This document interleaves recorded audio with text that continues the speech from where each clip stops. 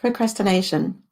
All of us put things off from time to time, but for some people, we are chronic procrastinators and the behavior is change-worthy. In this video, we'll have a look at what procrastination is, what causes it, and then 7 clear steps to help to cure or at least manage procrastination. Hi, I'm Carol Mould. For more tips on how to realize your potential and live your best life, please subscribe to my channel and hit the notification bell so that you'll be notified when I post a new video every Tuesday.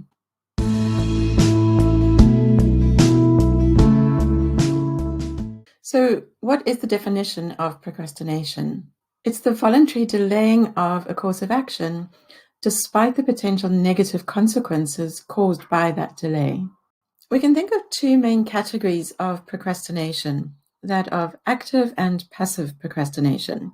Active procrastination we could really just think of as planning, where we put things off deliberately until the best time that it is to do that task. This kind of procrastination or planning can help us to make better decisions. We can increase our creativity and make sure we've got all the right information to hand at the right time. And we can also cut out unnecessary tasks by planning ahead. It can also give us increased insight into what it takes to do those tasks.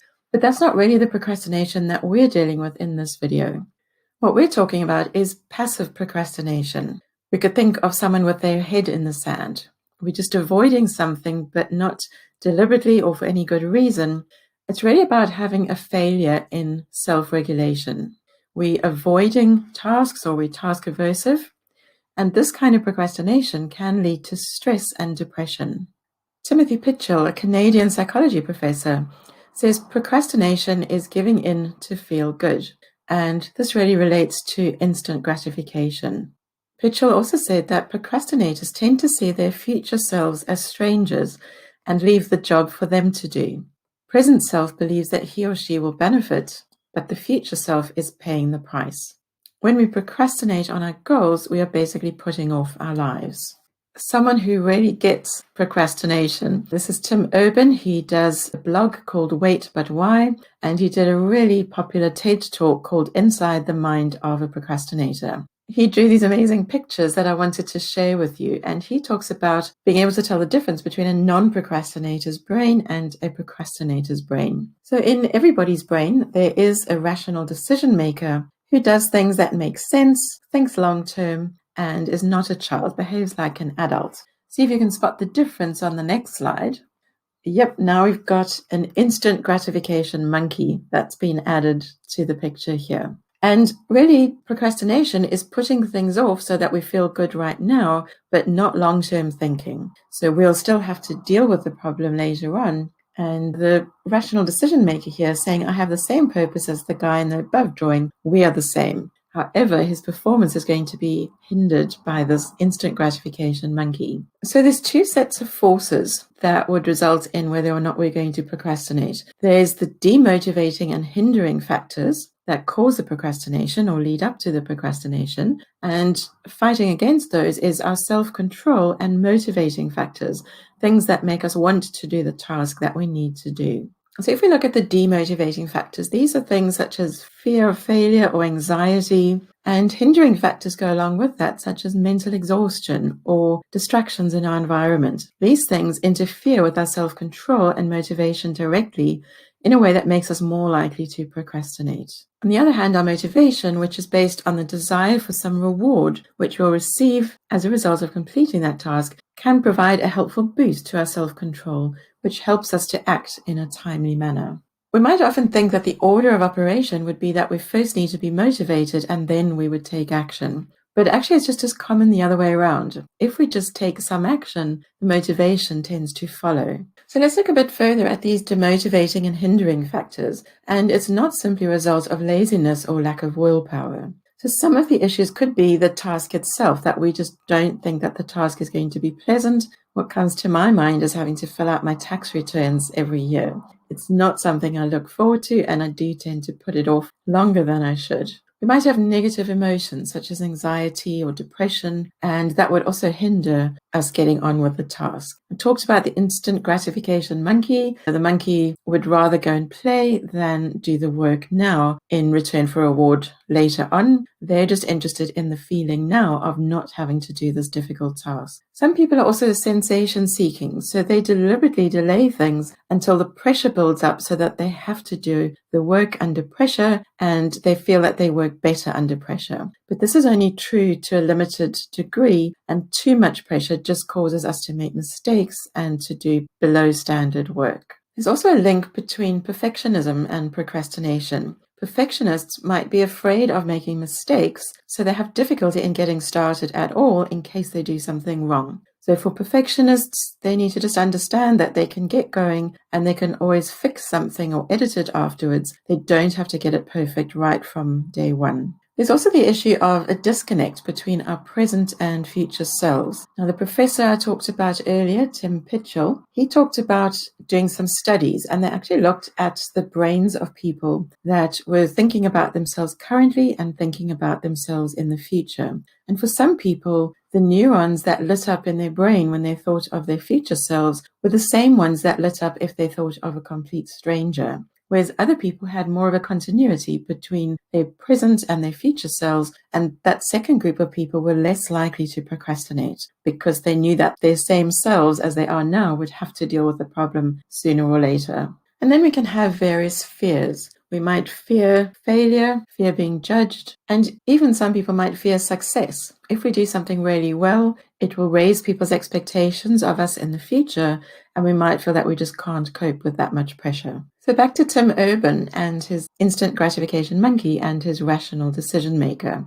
You can see these two circles. On the right-hand side, the rational decision maker wants to do things that make sense. The orange circle is where the instant gratification monkey wants to do things that are fun and easy. In the center, there is an area of overlap. But what Tim refers to as the dark playground is all the things that do not overlap. So it's fun and easy, but makes absolutely no sense. So this is when we might have a very important task due, but we go and sit on Facebook for 3 hours instead. It's fun, it's easy, but it does not make sense in terms of getting our task done. And he calls that the dark playground.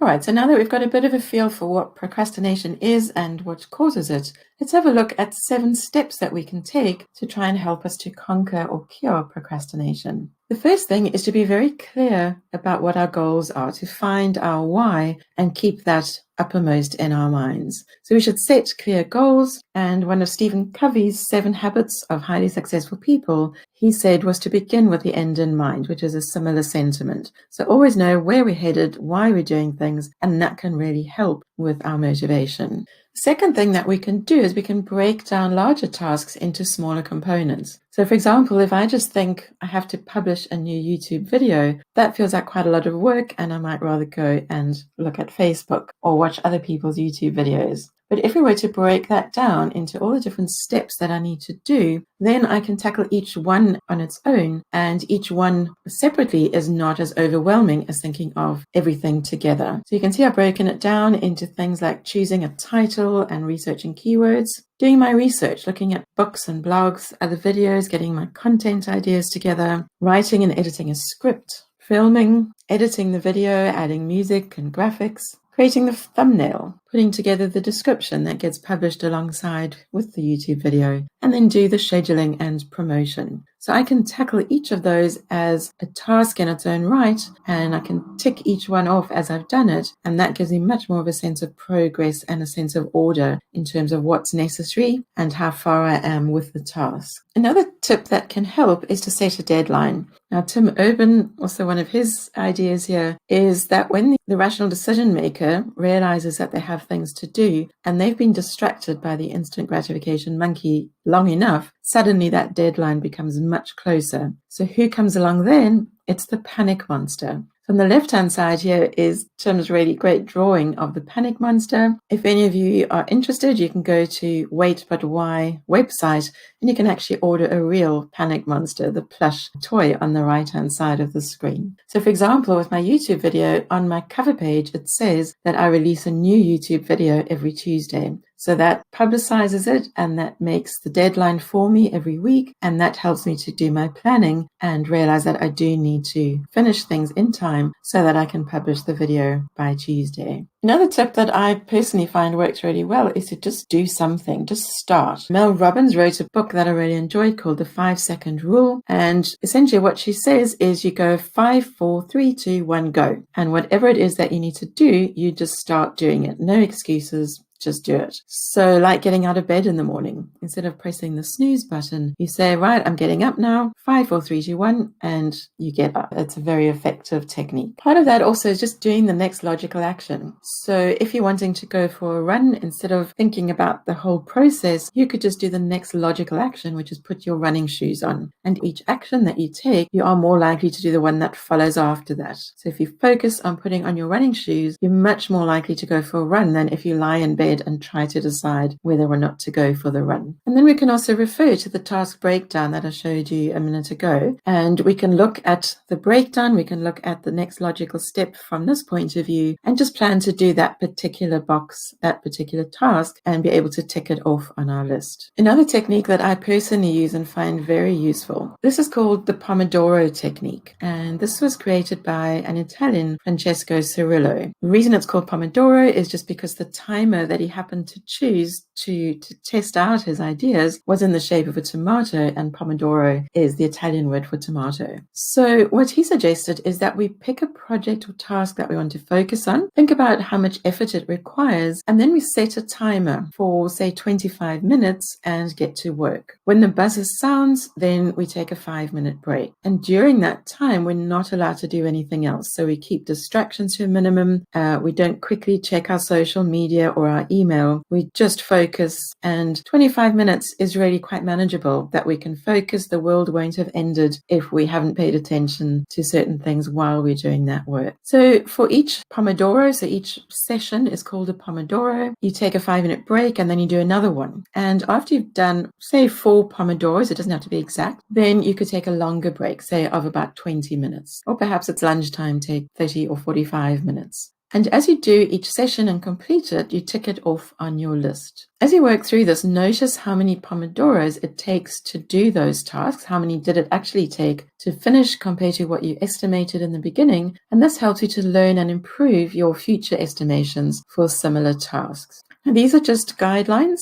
25 minutes is a good place to start, and there are apps that help you to do this. For me personally, I find that 35 minutes actually works a bit better. Once I get down into a real concentration or flow state, I can actually go for a little bit longer than the 25 minutes, and then I'll take my break after that. So experiment with this and see what your optimum level of time is and see if it works for you. In a previous job that I had a colleague, and both of us were trying out this technique. And what we would do is start our timers together. And then when the buzzer went off, we'd go and meet up for a cup of coffee in the break area. And that really worked well for both of us. Hi, Marcel, if you're out there watching in YouTube land. A big step is also to manage distractions. So this, as I said, could be combined with the Pomodoro technique. During those Pomodoros, we definitely want to keep out all distractions. But just in general, try not to multitask, because the switching that goes on between one task and the next is already going to create a distraction. So as you're doing one Pomodoro, make sure that you're only doing one task, then have a break and then switch to another task if necessary, or go back and continue that task if it's not yet complete. We also want to be in a conducive environment. So for a lot of people at the moment during the pandemic, we're having to work from home where we might not have done that before. And do your best to set up a conducive environment. Try and set up a separate work area that's just for work. And when you take your break, step away from that area. When the day comes that we're allowed to go back to coffee shops or we're allowed to go back to our office, then we'll have more choices and more options about what is the best environment. And for me, although I enjoy working from home, I also love to go and do another Pomodoro at a coffee shop and just change my scenery for a bit, or take a walk and go sit in the park with a notebook and a pen and do a bit of work that way. So really just experiment and see what works best for you. You can also look at apps such as Forest or Flora, kind of similar idea to Pomodoro, where you're setting yourself a time to not be distracted. But what these apps actually do is, if you focus and you don't go and use your phone during your working time, they will actually plant a tree on your behalf because you have earned it. So it's good for the environment, and it gives you that reward feeling that you have done something useful. You could also think about putting your phone or your laptop into airplane mode where possible, where you don't actually need to be online to do that kind of work. And then the seventh step is to plan rewards. Going back to Tim Urban and his ideas of procrastination, we talked earlier about the dark playground, which is the things that are fun right now but make no sense at all. On the other hand, the happy playground is the place we can go to once we have accomplished the work that we need to do. That's a reward and something to look forward to that we earn as a result of completing the work that we need to do. Other things are to go and have coffee with friends and go and play on social media. Now that we've done our work, it's okay to take a bit of a break, watch a program on Netflix, whatever you would like to do. But now that you've earned it and it feels good because you're actually rewarding yourself, go and do those rewards. So I hope this video has given you a better understanding of what procrastination is and what causes it, and also some tips and clear steps to take to try and conquer or reduce your procrastination. It's quite ironic that I've been planning this video for a long time and I've been putting it off, but very pleased that I've actually done it. And it's also a topic of a Skillshare class that I plan to do in the near future. And so keep your eye on the description. As soon as that class is ready, then I'll put a note in the description below and you'll be able to go and see my class on Skillshare. Thanks so much for watching. If you enjoyed the video, please give it a like. If you haven't yet, please subscribe to my channel and hit the notification bell so you'll be notified when I post a new video every Tuesday. That's my panic monster that reminds me I must do a video, or perhaps I should say I get to do a video every Tuesday. I look forward to seeing you in the next one.